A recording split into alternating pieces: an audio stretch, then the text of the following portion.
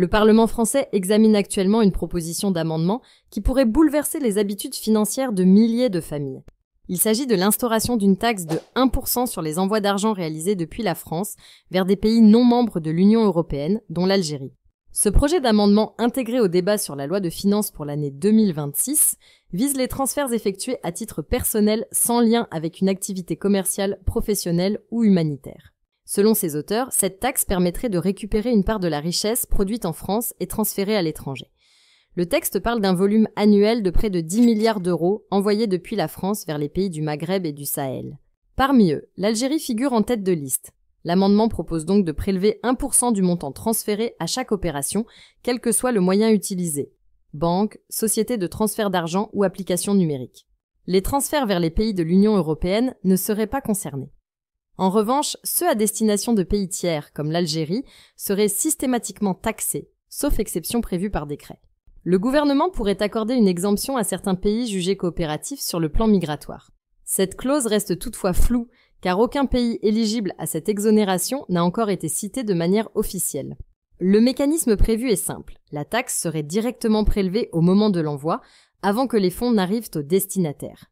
Elle s'appliquerait de manière automatique sans que l'expéditeur ait de formalités particulières à accomplir. Le produit de cette taxe serait reversé à l'État français, qui justifie la mesure par le besoin de diversifier ses recettes fiscales tout en renforçant sa souveraineté économique. Cette initiative a suscité des réactions contrastées. Certains députés favorables à l'amendement estiment qu'il s'agit d'un levier légitime pour limiter la fuite de capitaux et responsabiliser les transferts privés. D'autres, en revanche, jugent la mesure injuste, voire discriminatoire. Ils rappellent que les travailleurs étrangers participent à l'économie française et que les transferts qu'ils effectuent vers leurs familles sont souvent vitaux pour les foyers dans les pays d'origine. Les associations de la diaspora algérienne ont immédiatement exprimé leur inquiétude. Pour elles, cette taxe risque de pénaliser les familles les plus modestes, qui dépendent de ces envois réguliers pour subvenir à leurs besoins. Certaines craignent aussi que cette mesure pousse des expéditeurs à recourir à des circuits informels échappant au contrôle fiscal et bancaire avec tous les risques que cela comporte. En Algérie, où les transferts de fonds depuis la France représentent une source importante de devises, cette taxe pourrait avoir des répercussions directes.